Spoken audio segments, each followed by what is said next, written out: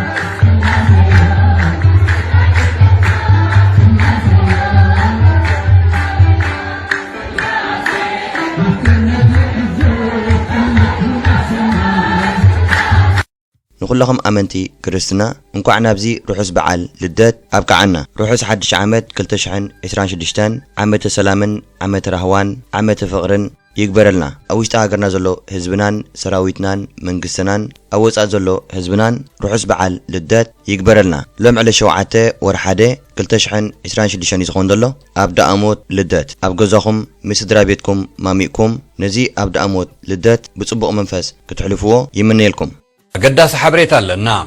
معكنات زين هاجرنا أبهلو علماون زباون معبالتات كمون زبيتاو قداس ذاتكور قال محتت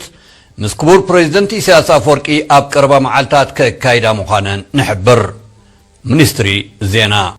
معكنات زين هاجرنا أبهلو علماون زباون معبالتات كمون زبيتاو قداس ذاتكور قال محتت مسكبور بريزدنتي سياسة فوركي أب قربا معالتات كايدا مخانن نحبر منستري زينا أبزون دك رحلات أقداسي حبريتا علنا معكنا زينا هاجرنا أبلو علماون زباون معبالتات كم أون زبيتاوي قديات زتكوري قال محتات مسكبور بريزنت إسياس أفوركي أبقربا معالتات ككايد مغانو نحبر تقرأي مالت حجي عدي شعبية قم دليتهم زقبروا زقولوا سلا عدي معها تخون عدي كونتن نجيرناكم شحقي زي وال على خاتم واقات خف لكم يوحنا سابرها سنة باباوي ده في إلى بقدامي حنا فتنا إلى ما أنت مدى بنالبات بينو قبل لهم يرفع تشوي خير له منياتو طرطرات سوات تحيزهم تأمينهم له مالتي سقعد على مساحة زبصحوا أنا الشعب يخمز ركبوا نفلا بوليتيكا نتفزلهم وصو نعهم تون عدي كونت مزيا هيكون لازم نعدهم سنة تقرأ هيكون هذا جاتهم سلطانهم ترايزوا حلول العديا سلازي نتقرأ تقولين لكم كم مزرعة حليبنا تاخذ نقرأكم ما شعبية أنا شعبية مسار حزيون كر باروت ما شعبية جيلا أنا شعبية مزون شعبية عندها قال عندها صفع باري هذا قبره ودي بازيا والله أنت نسبة خدتك مدخل ودي بايكم تمزيا نسبة أرتاعته نسبة تقرأ أرتاعته بس أنت رح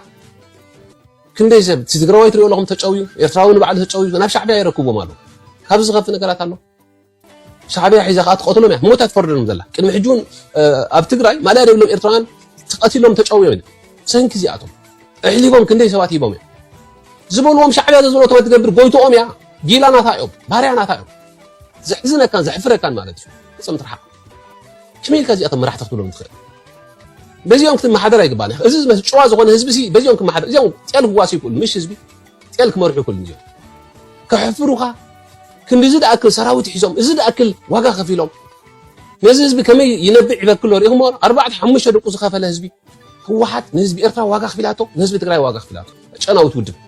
أبزوان زي دك رحلات أزومن دحن جمنجي يقوي يمزلو يقنزوي يمزلو زقوي يبلكمن زقنزو يبلكمن بزعبا سبزيو زارب زلو يوهانس أبرها ساقو جون مالتيو بشمنا إرترا تقاومتي برجر نخبدو بفلايتهم دك اسمرا دك آخريا نزي مدنا قرسب تفولتو يخم كاب اسمرا تقراواي سلازخونه بقيح مسكال ناب تقراي زتسده دحاركا كم إرتراو زيغا تمثيلو فولي زخونه شتارا اندا تتقمه بباهلاوي جنرال صادقان ገብረትንሳኤ بيجيتاچو ردان اندا تموله انصار حزب ኤርትራ حما كغسغسن كጻረፍን ዝኸረመ ብዕራይ ኣብታን ፈልጣ ማለትዩ ኣትዩ ዘሎ ኣብ ትግራይ ኮይነ አንጻር ኤርትራን ህዝቢ ኤርትራን አጀንዳ ብልጽግናን ኢትዮጵያን ተጓሩ ክገብረ ዝብል ሓሳብ እንተሎ ተገፊትካ መኻዲ ናበይ ኻትኸይድ መእከብሎ ኣውይ ኻትእከብ ስልጣኔ ሕጂ እንታ ኮይኒው ዝዕግርግር ዘሎ እቶም ጎይተቱ እቶም ዝኣምነሎም ዝምካሐሎም ሕጂ ተገምጥሉ መጽዩ ይጸርፎም ይዘሎ ሕወሓት ኣብላዓቶ አንጊላቶ ዝተኣደነ ገንዘብ ሂባቶ ተገምጥሉ መጽይኻ ሕጂ ይጸርፋ ይዘሎ ንህዝቢ ኤርትራ ጸሪፍካን ኣዋሪትካን ኣናኣይስካን አንጻር ህዝብና እንተተበጊስካ እታ ውጽኢታ እዚያ ትኾን ደላ እዚ ጥራሕ ደኮነ ተሳሒቡ ዘሎ ካልኦት ውን ኣለው እዮም ካብ ተቅድሚ ሕጂ ዝበሎ ንስማዓዮ برنامج برجيت نحمد أنا يعني عاد قرأت كنا نزخد الدرس في الدرس فنيرة هبيدو هنا أنا بتقول كي سدرها قرف بلوخا سدرها عند تبعس بوسوت كاتاني هو تكاب حليل لأن بقول قالوا كي دري فيه هذا ما فينشوا خم كادر في لوخا أنا ما فينشوا خايف ليه دلله بزح هيكون ما تيسي على ما موصنا عند تتصبنا بدي سبب أن جنا رحنا خيرنا ما هو بأسو هم يجرك جين نحال تنعيد سامع عنا نجرالو وزود دل حسابنا يتحدى نايت حدون كوزود دل حساب على السنة ريابي لا مزه هذا إني خادم كأس أفتن عين زجد ثاني ما خم زي تملي سب زخا أخذ صن حمي كن كيدينا خا مشعبيا كي خد كيان كلهاكو مسيكالو ኣታ ውሽጢ ሃገር እዩ ኮይኑ ዘሎ እዚ ጽቡቕ እዩ ስልጣንያ እንተኽብል ጸኒሑ ኣብ ትግራይ ዘለኹም ተቋመርቲ ካብ ትግራይ ውጽእ ክብሎም ጸኒሑ ከመይ ገሮም ክወጹ ንስኻ ናብ ትግራይ ምስከትካ ክትምለስ ትኽእል ኢኻ ፓስፖርት ስለ ዘለካ እዩ እቶም ወረቐት ዘይብሎም ከ እንታይ ክገብሩ ክእሉ በዓል ንሶም ናብ ኢትዮጵያ ከይዶም ግንባር ፈጢርና ኢና የላ መንእሰይ ናብ ኢትዮጵያ ምጻእ መንእሰይ ኣብሊዖምን ብሕወሓት ኣጥፍዮምን እዮም እዚ ኩሉ ደርፊ ዝደረፍክዎ ኣብ ዓዲግራት ኮይነ ኣብ ጥቓ ሻዕብያ ኮይነ እንዳፈከርኩ ደሪፈ እዩ ዝብል ዘሎ ኣብ ኣፍንጫ ሻዕብያ ኾንካ ደሪፍካ ዲኻ ኣይደረፍካን ክትሓሶት ናትኩም ስለ ዝኾነ ክትሕስቡ ግድን እዩ ብዝኾነ ግን ንሻዕብያ ኪኸትከያን ከለኻ ሻዕብያ ባዕሉ መጺካ ኣሎ ሕጂ ሰሓና ኢኻ أنا كو حق عايش بزح أنا بوليتيكا عقمية لن مسرعات زين لك لخو تقلام سلو دخوانا أنا أمنوني برجيتنا حمودو خك على شيء كما جميل خك على شيء حزبنا كده حنا لو سلام وبعلو فطري ريخين اللي خفتها كفت مسوبه له جزي ها حزبكو سي خلي حزبكو يلن إذا كنت تقلام سلو دخوانا أنا أمنونينا كنك على شيء كإلا سالو خفتها بوتو حزب دمارات أمت دلاي قبر شو حزبنا كتعمد ديو كتعمل بعده كي تزارب كيون بتصمد حزبي كنت ولاد الله حدا عنق حدا بهلي دقو بتن بتوبتونو حزب كو يدل لبزي سدرو ما بيرتر خنتو قدام يا حدا تخفيته مديون قال زني قال لي لما حدا ستاديب ساعه غداليت بزي سخانه غدالي بتبع كم ما خمزناتي ما تكوي انا كو بقدر في كل دي هم صعدا شغورت غيرومني ترديكني ما تقانزا خاص لدبرت عاب كله تعدمون سلالو لكن تهزب السيو من ما أمنا نزي إذا أمنينا نحنا نقعد سعيدا كإلي تهزب بعلو تصمودي حجي ديهم سمصون لهم صلنا قدم كو دريفنا لك لنا عبدس زبولهم تدرفتاتنا قدم بقى قال ولعلكا تهزب حدا مخانو عبدس زبولهم سورو في الله هقدف هتبزكو حجكو يقرب تسمعوا حزب تግራይ حدا قام سورو دوكو إمبر سيغابت مال أنا طرند جمرة لجزيكو حواتنا إخهم بالعستي ولا زخينا التجري كنا التجري كله انتهى دقيرو يبزي نسبة إرترا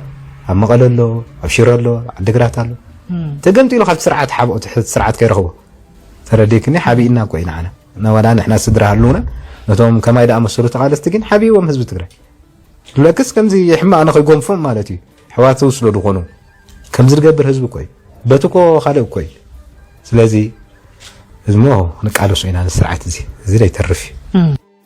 أبينا يكون كأخا كتقالو سحجي كابا جنبيركا ولا زي برجر نخبر زبها الدلو نشعبيا كنقالو سينا حزبنا كدحنا له حزب إرتاكو حزب غايكونن حزبغا حزب إثيوبيا حزب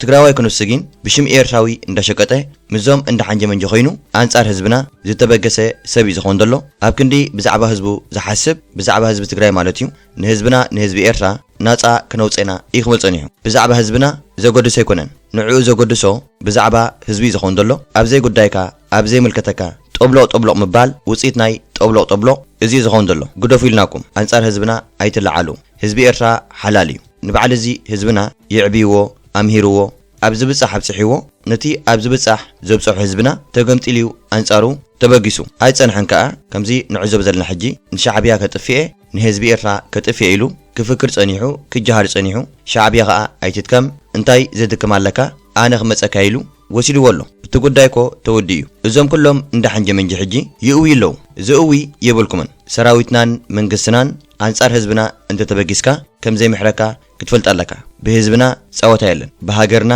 ጸወታ የለን ሕጂ ኣዋጅ ይእውጅ ኣለዉ ዝኾነ ካብዞም እንዳ ሓንጀ መንጂ ኣብ ትግራይ ዘለኹም ውፁ በሃሉ ናበይ ክወፁ መውፁ ዘይብሎም ወረቐት የብሎም ክንቀሳቀሱ ይክእሉ ዓዲ ውዕል ኮይኖም ኣብ ክወፅሉ ዘይክእሉ ሽግር የማትዮም ዘለውኮ ሻዕብያን ተወሲድዎም ዳእሞ ጽቡቕ እኮ እዩ ካብ ዘለዎ ኣብ ትግራይ ማለት እዩ ካብ ጥሜት ካብ ሽግር ካብ መከራ ይጋላገሉ ኢድና ሻዕብያ ቀሊል ኣይኮነን ኢድና ሻዕብያ ነዊሕ ምዃኑ ብግብሪ ትርእይዎ ኣለኹም እቶም ትፍክሩ ዘለኹም ትጀሃሩ ዘለኹም ኣዳውኩም እንተዘይሓስኩም ውፅኢታ እዚኣ ትኾን ዘላ ብናይ ስግረዶ እውን ቅድሚ ሕጂ ተኣሲሩ ነይሩ የማና ኢድ ናይ መንጀሪኖ ስለ ዝኾነ ግን ኣውፂኦሞ ዝብል እዩ ስጋኣትና ዘሎ ሕጂ እውን ነዞም ሰባት እዚኣቶም ናይ ምውፃእ ሃይ ፖሲቢሊቲ ክህሉ ይኽእል እዩ ምክንያቱ ኣብ ፅምዶም ሻዕብያ ተጠሚዶም ስለ ዘለዉ ባይዘወይ ብዙሓት እዮም ንዓይ እዚኣቶም ሲ ንሕና ንናይ ፀጥታ ናይ ድሕንነት ናይ ትግራይ ነጊርናዮም ኢና ናይ ድሕንነት ናይ ትግራይ ዝነበሩ ከም በዓል ገብረ ዮሃንስ ተኽሉ እዚ ከምዚ ተነገሮም እዮም ንዓይ ነጊሮም ማለት እዩ ሰለይቲ ምዃኖም ተነጊርዎም ጃቶም ናይ ሻዕብያ ልኡኻት እዮም ሰለይቲ እዮም ቶም ኤርትራውያን ዝፈልጥዎም ብቐረባ ዘፅንዕዎም ሰባት ማለት እዩ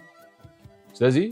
ኣብዚ ሕጂ ግን ኣብ ምንታይ ያለው ተካያን ብውሽጢ ቀንዲ ካብቶም ምስግደፍ ጽምዶ ገይሮም ዘለዉ ሰባት እዮም ማለት እዩ ንህንደ ኤርትራዊ ዋላ ንትግራዋይ ከይተረፈ ነዝረኣኹሞ ፊልሞር ናይ እንጣኹም ትብልዎ ናይ ካሜራማን ሰነ ዝገብር ዝነበረ ናብ ንኤርትራ ክኸዱ ዋጋ ክፍሎም እዮም ዘለዉ ስለዚ እቶም ናይ ድህንነት ናይ ትግራይ ፈልጡ ነይሮም እዮም እዚ እንዳፈለጡ ግን ንሳቶም ማኒ ወዲ ሓውበይ ማንም ኣብ ድህንነት ዘለኹን ኣብ ጀነራል ዘለኹን ትግራዋይ ሕተት ኩሉ ፓላሶ ወዲ ፓላሶ ዘለዎ ሚሊዮነራት ህዝቢ ትግራይ ንዓወቶም ኣይንታየውን እዩ ሻዕብያ ኻ ከምዲለታት ላገጽ ከምዲለታት ትጻወት ማለት እዩ ዝሕዝነካ ነገር ተሎ እዚ እዩ ኣብ ትግራይ ዝሕዝነካ ነገር በቃ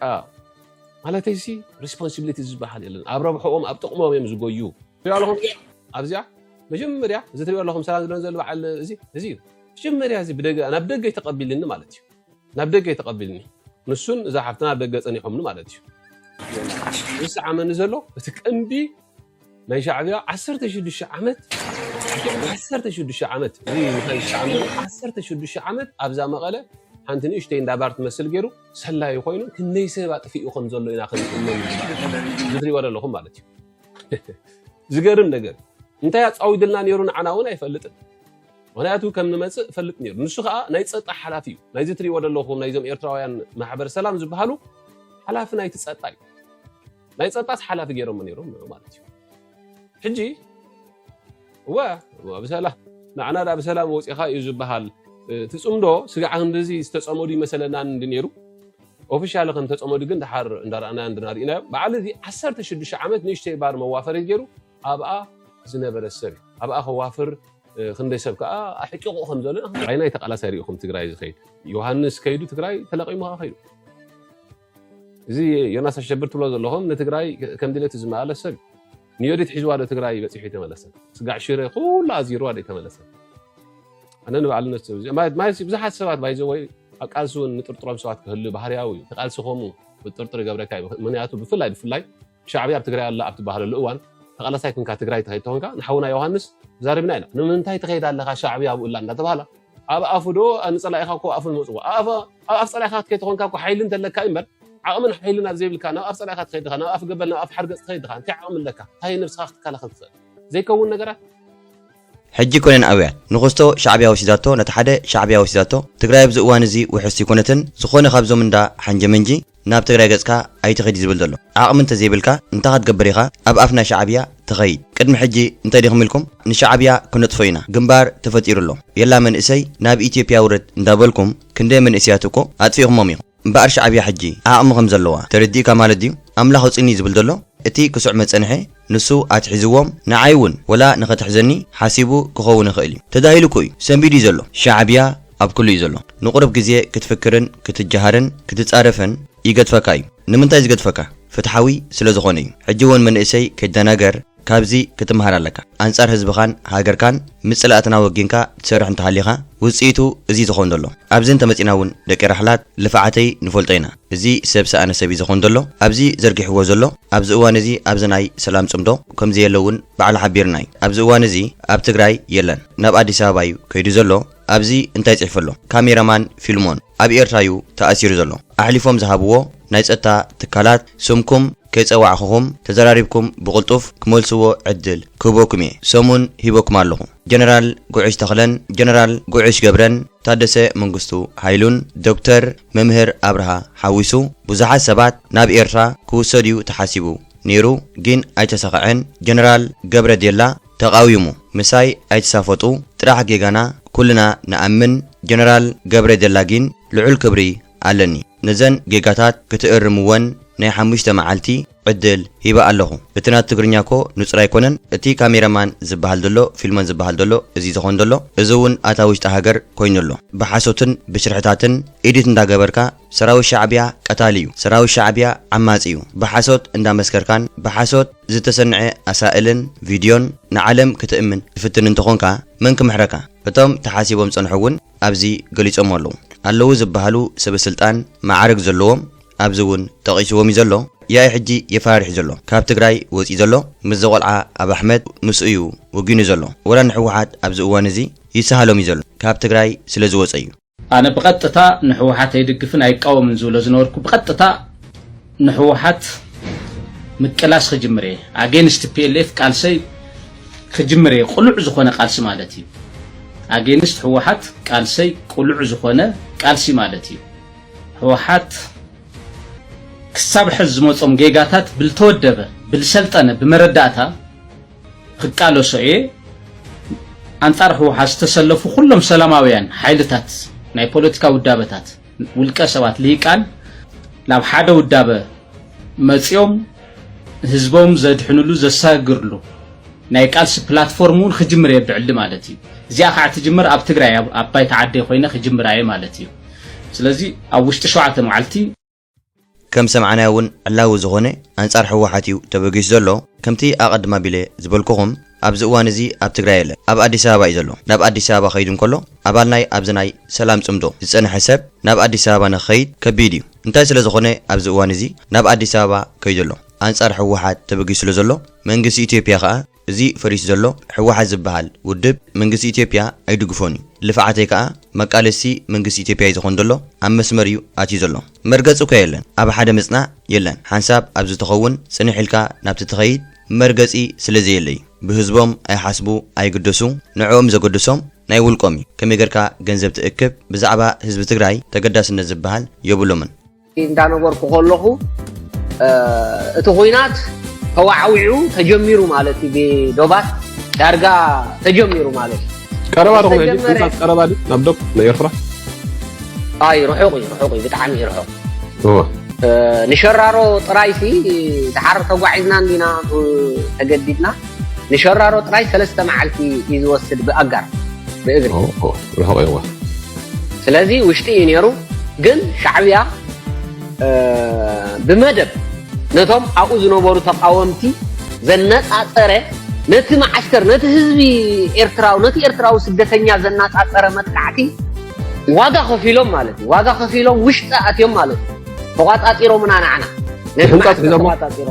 ዓስከር ሕንጣት ሒዞም እዎ ነቲ ማዓስከር ሒዞም ኣብኣ ዝነበሩ ዝተዋግኡዎም እቶም ኣብኣ ዝነበሩ ምልሻታትን እቶም ኣብኣ ዝነበሩ ፖላዊስ በሎም ዋርዲያታት በሎም እሶም እዮም ተታኺሶሞም ወጋሕታ እዩ መጥቃዕቲ ኣጥቂዖም ወጋሕታ ሒዞም ኣብኣ ከለዉ ማለት ኣይከሰሩን ኣብኣ ከለዉ ሒዞም ነታ ማዓስከር ሒዞማ ታጢሮማ እቲ ህዝቢ ሻዕብያ ምዃኖም ምስ ፈለጠ እልል ኢሉ ሰልጠና ሓወይ እልል ማን ህዝቢ ትናትና ህዝቢ هو እልልታ ይደርግሕዎ ማለት ከምዚ ከማይ ታይት ነገር ዝብል ኣይሳን ይብዙሕ ኣለው ውሽጢ ኣብ ውሽጢ ዝገብሮ ግን ዳርጋ 80 ሚእታዊት በሎ እልልታ ይደርግሕዎ I don't know እንታ ኮይኑ ሻዕብያ ገዲፍዎ መጽዩ እንታ ኮይኑ እልል ይብል ኣሎ ሓደ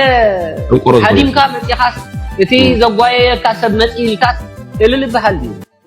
እዚ ክዛረብ ጸንሐ ምስ ስልጣንያ ማለት እዩ ኣብ ከተማ ሕንጻጽ ማዓስከር ዝነበረ ሰብ እዩ ኣብቲ እዋንቲ ምዞም እንደ ሓንጀ መንጂ ዝጸንሑ ኣው ዛዕጠቕ ማለት እዩ ካብዞም ተቆመርቲ ዝበሃሉ ምስ ሰራዊትና ከም ዝተዋግኡ ክሕብር ጸኒሑ ኣይጸንሑን ካ ሰራዊትና ነቲ ቦታ ተቃጺሮም ማለት እዩ ሓደ ክልተ ማለሻ ይኹን ካልእ ዝጸንሑውን ተታኺሶም ድሓር ሻዕብያ ጸሪግዎ ማለት እዩ እቶም ሰራዊትና ክዋግኡ አንጻር ሰራዊትና ዝገጠሙ ኤርትራውያን ባህልቲ ኣመንቲ ምንታይ ጠፍዮም ንመን ክሕጉስ እዮም መን እዩ ጅግና ክብሎም ጅግና ዝብሎም ሰብ የለን ኣይዝኮርን እዮም ተረሲዖም እዮም ዘለዉ ካልእ ተወሳኺ እቲ ኣብኡ ዝነበረ ኤርትራዊ ዜጋ ልዕሊ 80 ሚእታዊት ሻዕብያ ምስ ተቆጻጸሮ እቲ ህዝቢ እልል ኢሉ እልልታ ማለት እዩ እንተዳ ሃገብር ደልዮም መንእሰይ ካብ ሃገሩ ክወጽእ እንከለኮ ሃገረይ ክትጠፍእ ኣለዋ ሃገረይ ትዕረብ እንዳበለ ኣይወጽን እዩ ህይወቱ ከመሓይሽ ናብራ ገዝኡ ከመሓይሽ ካብ ሃገሩ ይስደድ እዩ ይወጽእ እዩ ከምቲ ኩሉ ሰብ ካብ ሃገሩ ወጽኡ ስደት ናብ ስደት ዘምርሕ ኤርትራዊ ዜጋ ከዓ ናብ ስደት ኣምርሕ እዩ ኣብ ስደት ስለ ዘምርሐ ንሃገሩ ክጸልእ ማለት ኣይኮነን ሰራዊቱ ክስዕር ይዘልምበር ሰራዊቱ ክሰዓር ድሌት የብሉን ወላ ሽሕ ግዜ ኣብ ስደት ሃሉ ከመይ ጌርካ ንሃገርካ ኣሕሊፍካ ትህብ ከመይ ጌርካ ንስኻ አንጻር ሃገርካ ትዋጋእ ኣብ ዝኸድካ እንተኸድካ ከም ሃገርካ ኣይኮነልካን እዩ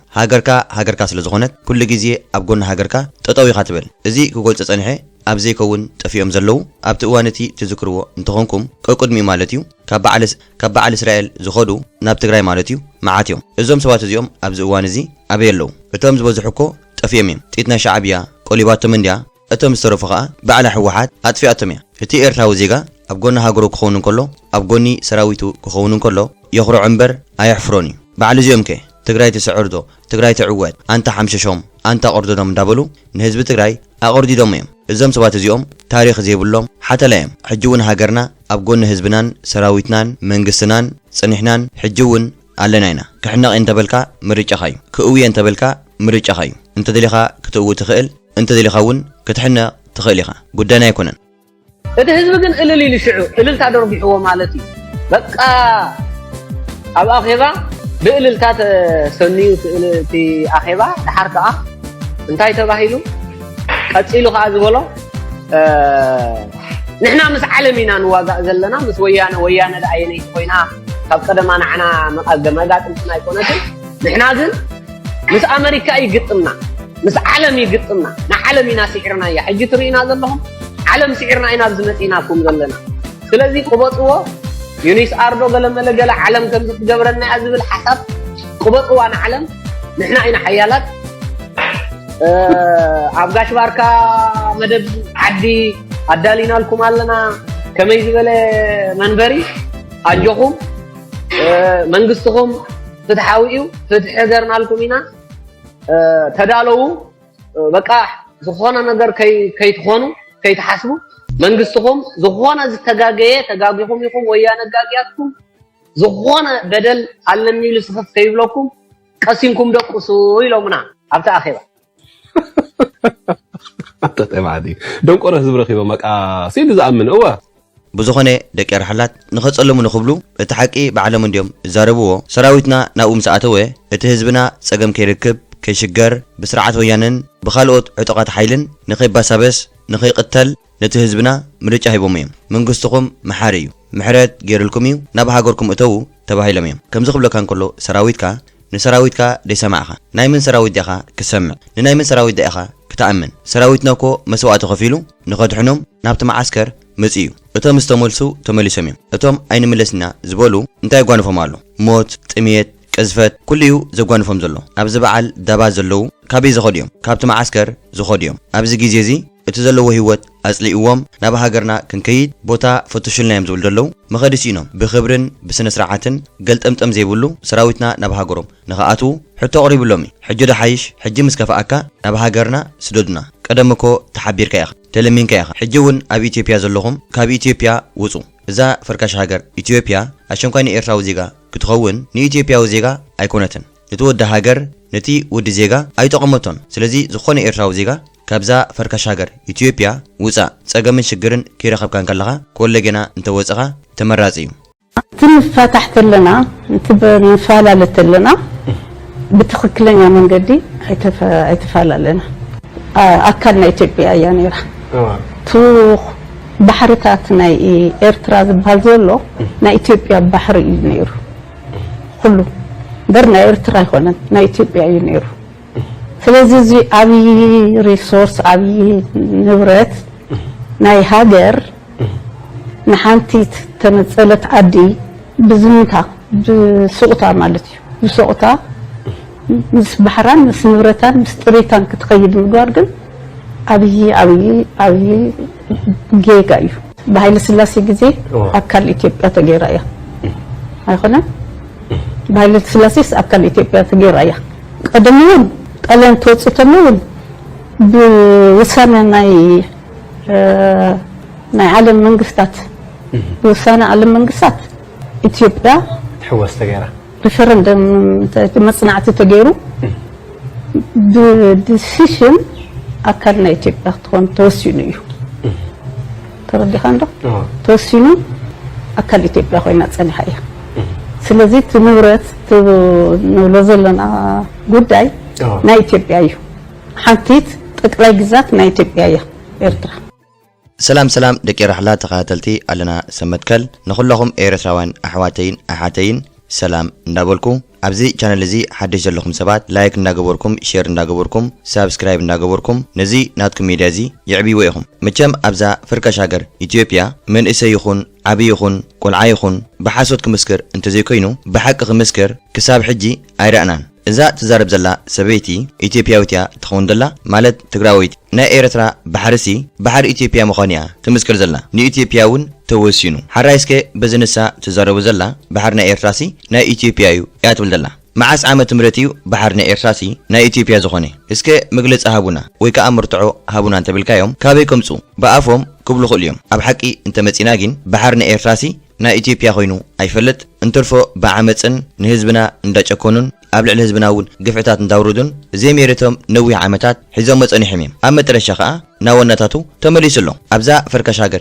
إثيوبيا اتهم هزبي كلهم حديهم اتحاد خلل كاب اتحاد خلل أي حيش اتحاد خاء كوم مالتي كلهم إثيوبيا نسلو زخونو ولا حنت مفلي يبلمون ناتم سنة حساب حدا يزخون دلو بجكا حمام بحرن عسبن أسمرا انتزي حزنا كالا حساب زبهال يبلمون نإثيوبيا كان مع بلاينا بلسك تهاجر كنجبراينا زبل حسابكو يبلمون اتحاد متس بحربل كابزي حمام الزقين معاسيهم كوزو أبزي كارتن تمتيناون نتعذب إيرترا هاجر ناسي يلان إذا خارتازي حدش كارتا يكونن أبتقوا النساء تقول تزلا ناشعيو زخون زلو بعد سيرو بحرنا إيرترا هاجر ناسي نا إثيوبيا مخانيا تحبر زلا سلمنتايا كوم تبللا إزي تزاربو زلا زربازي نايا بوتاتا زربا سلزغوني ولا حنتي أفلت أزيبلا نساء تزارب دك أخا نعا سميعهم كم زيبلو مالتي بقى زيبل كاسي علني زي نبركا نيرني بخمز من قديم حجي نحنقولهم ندا أمونو زخور زلو كم زندابلكم حجي تتصنانعيهم مس أبو خوين أنا نيرترا خواقا أقوى لك الله نتبوتات كاستسو لسكت نتي عتمت سوعت ودخل لها جرسي دو خط حس مس بعد خونكا زي هاجراوي مو تحت هاجراوي نت أتكعي كامل أيقونن ما هاجراوي نبر كان سخرة أيقونن ميدا سلامتها مس خوين خسعره مسلكا اقدف ولا مسألة يبلك له مسألة نيجيريا إرترا حرمة تيلاتنا خطتي سلامتها يخطط مسيلكا نقدف قدام لك أمس كلاتنا قدامي نجر حنساب قدامي نجر نيجيريا بخالو قدام مس وزو حزب من سي إرترا أبوك عزيزو لحجري لازم نسمع كامس نيجيريا كون كاي خالص حنساب ميري سلاي دخون سلاي مسيو ني إرترا حتى عدبل سلاي مسيو ني إرترا نهقدف سرعات إرتراويان أبها قركم كتنبريهم نهقدف مساي تقالوا سدبل بقى لهم سوق خسلف يعني سلمتي سلف مسير أنصار حزب إرترا قالوا سزلوا نيجيريا زي كتت كذا أنصار نيجيريا متى أخذت أنصار نيجيريا داقيرمنو أمتى مسيمنو أب بوزح عندي بزموت سزلوا دي زم دلزلوا زمن سيا جي بسنك من يخم زخينا مسيلكا بسنك سرعات هقدف حواتك أب عدن كبيرا ندوخنا أب كم درجة مودقان نيرن أب كم درجة دودقان جن هقدفي بقى حراي بقى ودقاش حوي وتصبق على لها تبلور لها تصبقي أدني غكار له أنا قتله أنا تسلم يبلين ساخا أجوها قال ساخا عوة هدي لا أنا طرح كم حساب كم حوها هدي بريخة طرح مبر كلا أجوها نفتح دوم بالك قتله فتحت أنا بابا هاجركا أمتى هدي بلتبلند لها أتاجم جفت الصدلي دلهم أنا جفت الصدلهم أنا ولا عندي أنا زعبة جزء صدلهم حكا بيجي ميري حكا زعبة جفت بجفتو بمليونات كخون على لومبر بس ترى جفت قال ما لا يحسبوا ولا لا قدفني جفت جنزة وصدلكم غالي وش ترغبنا جنزة وصدلكم غالي أشحد جنزة وصدلكم غالي جميري أمتى حد ويل كذا الحاج جميري أمريت ني أب مسجون سرعة هدفتي حد دوت ولا هجي كينات توجه يرترا ولا مسمنها أبقون هزبي أبيد الهزبي أبي يرفع يغلط في ذا الحكي نزوم عند حنجمنجي حليفوهم كيجلو كاسبل أيتقويه تنعوهم رقيباتهم ذلا كي ترخبا كمالت نحنا إيرتاويان ولا شح جزية فتاوينا يخون قرابينا يخون مثلاتنا وجينو أنصار هاجرنان أنصار حزبنان أنصار سراويتنان منقسنان زبقة سب انتهاليو سألأينا سلزخونة نتي سبتي كم سألأينا نري أمبر كم فتاوينا أين رئينا مس أبا حمد كوينة ني إيرترا كوغاي نتي أبوتاتنا تسوؤلون يسونكولون أعيسمتهم زدفؤلون مثلات خونكا للاونتنا ديغا كتحس مسبولو وويلو كابز زخفق دنكورنا يلن أبز اوان زكو ازومن دا حنجمنجي نعوهم قديفهم نابتي حقنيا زخونه منقدي نابتي إيرتراونت كبور منت ندامت انكولو نابيخا نسخا تعرب زلخا بحاتيرو أنصار حزب إيرترا زتسأ حيلي انتهاليو مسوغا عتق يزول دلو ساقم دلو يكونن مسوغ تعتق انت دليخا شانت أخطق الله بيلكا أدي سابا خمو كيد دحر أبي أحمد قبلكايو دلي خيا زلخا تتكبروا مالتي بقى أسئلك للاونتني هاجرنا تحساب بيلكا إيرترا هاجرنا تأتو كم زكوا إذا مسلم دلو أشم كاين السغا ولا حنت بقى زيبلكا أفلت زيبلكا بسلتنا بوليتيكا زيبلكا وتوم دحينا زبولون جيجي فاسوارن سراويتن زحازو مسهاجرنا قد إمام انتاي كم زقانوفهم نفلتينا ولا بعلمتهم صلاتنا يفلتيهم بزخونا جين عقبيت كابتو وصو زي تغل عزاقتن ديخا أتيخا زلخا أبزن خطأتون بعلى خيخا بمرج خيخا أتيخامبر بحيلي زقدد كسب يلن بزح سب معيدكاي تزاريبكاي زي تسرح زلخا أنصار هاجر كان أنصار حزبخان أنصار منجستخان سراويت كان كم زي تقمكا بزح سب معيدكاي أنون بعاقمي قد محجي معيدكاي انت خونا جين حدا سب مسمع انت أبيكا انت هتقبل تخيل بكا تقدفو تعيمو وديو حسيمو وديو مستوم عند حنجمنجي مخادو تعيمو وديو حسيمو وديو بعلي زفلت كم زي تعمكو نفلتنا سلازي أنصار هاجرنان أنصار حزبنان نلقاونتني هاجرناون مصلاتنا وجينو زبقس حيلي انتهاليو أنا إيرتراوية زبل انتقينو إيرتراوي كونن إيرتراوي زيغا نحواتو نسدرابيتو نهاجورو تاريخو كرستاتو كوتا وزته نزخلو أحليفو أيهبني كداخ أقول لجزية كداع سلزخوني بتنتخده يصفع بتنتخدون يصفعي لسه كم دلايف تحسكن حتى كده لايف تحسن تبلني أبو أحمد كواجه انتيلو سياس ما نعوختو ندحر تويجو أقول نسياس راح تكون زلا حتى زوار من قدي مريت كان مو حاس أقول نسياس راح تكون زلا أجي خلت أنا قاري أبزي كل ملوس أزمان بس أبو أحمد جاء تكون ويس سياس راح تكون بس أبي أحمد فوت من زي كون بنقول لك أنا أرى خويناتي ناب هاجر نزمت بعده وحيل خافوا ترى زين تحت نازل دياكون كن قرفوا لي ناب زعبت ترى خوينات قال نايساي أنا حتى كازله كم كتب وكم متهدر أنا زحتتكوها أقولني ماني خاتخون أقولني سياس ندبلني تسقم يلونكو أنا أقولني سياس أنت الآن نلولاونتنا إيرترا ككلا خليلو تسقم يبلين أقولني خغوني خلي نلولاونت إيرترا ككلا خليلو أنا بقول زي كونو لابنت يبلي أفتان هيك لاونت أفتان هيك لاونت نهدا لمسو هون كاسي مسي إثيوبيا خطوا جاي حمالتي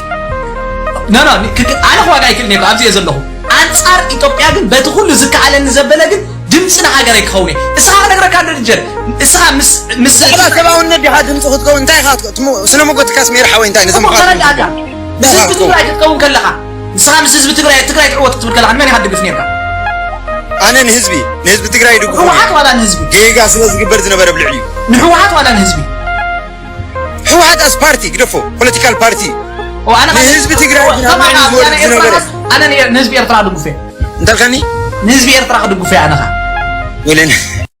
أبز أوانزي دك رحلاسي بزحات من إسيات تبكي مالو أنا بتعميز جرمني أبغوني هاجر كره هتخون ويس أبغوني أسأل أيها إذا حتى زكو كل الحتوي زخون سب زملس حتوي أبغوني أسأل أيها أي تخونيها أبغوني حاوخي خاتخون نمبر سأل أيها كو سأل أيها متشم نايميرون مرجسي أيرد أكاننديو بزخون جين حدا سب هاجري كبلون كله بزعبها هاجرون بزعبها لونتناي هاجرون كتاب قطريان كلها يتصلى أيكونن التقدم أي نجرجين نسخة كتقاوم دحر دليخة بقابتي إرتها هاجر كازلو نداس على أخذ يكونه ندورت كده يكونه بزعبها هاجر كان حزب خان للاونت كان عند حسبك أنا تقاومي ختبل يملك عالكاي أبغون حزب يزخون أبغون هاجر يزخون إثيوبياون كتور انتمسد أبغون من قصيك خون كا قدني قبل سنيحو يتحققون نسيو صلاحها كل جزء صلاحها سلزخونه ولا شيء جزء نشعة كم فتاوي خاينو انت قربه أما ترشة صلاحها سلزخونه أبزت عام جزيان ويكأن السقا أبزك أسكالون كم زت كعكا كتأمن لك كم زت سلزخونه مصلاحي خون موجان أيد لكاني صلاحها كل جزء صلاحها سلزخونه مسحاو خان مسود هاجر كان مسيغا تخون نازيوم تزاريبك أي ودانيو دقيمون روحس بعل لدتن روحس بعل حدش عامتن عامة سلامن عامة قصانتن عامة رهوان يقبرلنا أبي ودكم ملتعنا من يلكم أبسرعهون عبا أسلطي من يلكم زلالماوي زخرن كبرن سماتاتنا وترو عوتنا عفاش اللي انديت ناچو سلام ناچو እንግዲህ በዚህ ሁለት ቀን እንዳየነው የኢትዮጵያ በቁሙ የሞተ ሰራዊት ሲመረቅ ሁለት ጀነራሎች ፎቶ የካርታ ፎቶ ሲነሱ ያየነው እንግዲህ ምንም ጥቅም እንደሌላችሁ ዓለም በደንብ አድርጋ አውቃቸዋለች። ምክንያቱ ቀን በቀን ባለስልጣን ስትመጡ ጀነራሎች ብትመጡ ምሁራን አክቲቪስቶች ብትመጡ የምትናገሩትን ካርታ ይዛችሁት ምትመጡን ሁሌ ዓለም እንዴት እንደተናቃችሁ በእውነት በቃ የሚያስገርም ነገር ቀን በቀን ሲማረክ ቀን በቀን ሲያሰለጥን በቁሙ የሞተ የኢትዮጵያ መከላከያ ህይወት ያለው ይመስላል። በጣም ስትፎክሩ በጣም ልብስ ለብሶ ሲቆም በህይወት ያለ የሚመስለው የሞተ ሬሳ የኢትዮጵያ መከላከያ ሁሌም የምትመጡት በካርታ ስትቀይሩ ካርታ ስታመጡ ያው ይሄ ወንድነት አይደለም። ወንድ ከሆነ ስሬ ታጥቃችሁ የምትቆሙ ከሆናችሁ በትክክል የሚመጣ ቦታ ኑና ምን አይነት ስጦታ እንደሚሰጣችሁ እዛ ነው ወንድነት። ሚዲያ መተመፈከር ለፎቶ ሾው ብቻ ፎርጅት የሆነው የኢትዮጵያ መከላከያ ምንም እንደዛ አይደለም። ስትታዩ ሌላ ትመስላላችሁ። ልክ ውጊያ ላይ ግን ቀን በቀን ሲማረኩ እንደናንተ የታጠቀ የለም፣ እንደናንተ ብዛት የለም። ግን ፋኖ እንኳን ልትከላከሉት የማትችሉ ፋኖ ምንም ትጥቅ የሌለው በባዶ እጁ እያሸነፋችሁ በጣም የሚገርም ጉራ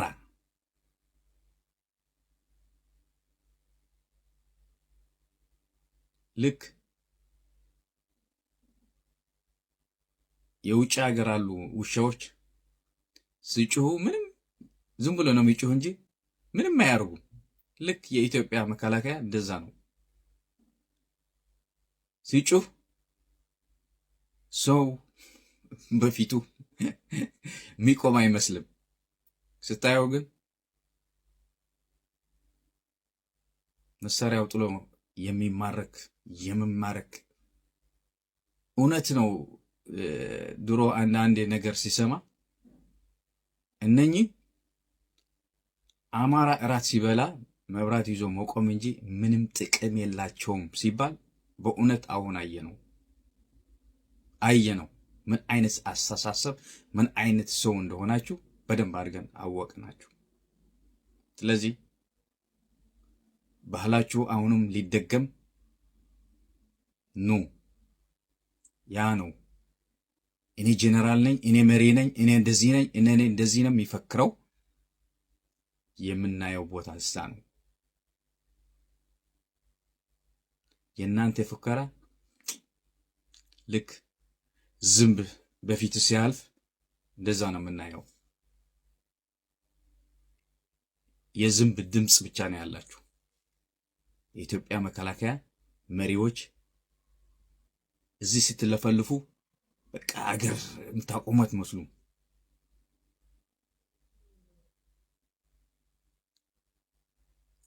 እናንተ የምትፈክሩ ዓለም ጨብጣችሁት ዓለም እንደ ፍላጎታችሁ የምታደርጉት ሆኖ ነው የሚሰማችሁ።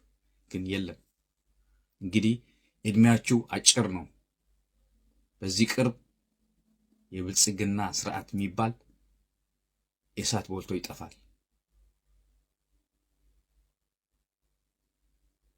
አሁንም የቆመ ሬሳ የኢትዮጵያ መከላከያ ምንም ሌላ ስም ሊሰጠው አይችልም። ሙርኮኛ እኛ የእንትን ዘመድ ሆነ እኛ የእንትን 3 ጊዜ የተማረከ በዓለም ታይቶ የማይታወቅ 3 ጊዜ ሲማረክ ሙርኮኞች ዘራችሁ ብታውቁት ዘራችሁ ተመልሳችሁ ብታዩት ይሻላል። እውነት ወደ ኋላ ብትመለሱ ይሻላችኋል። ድል ለሰፊውዝ ዓወት ንሓፋሽ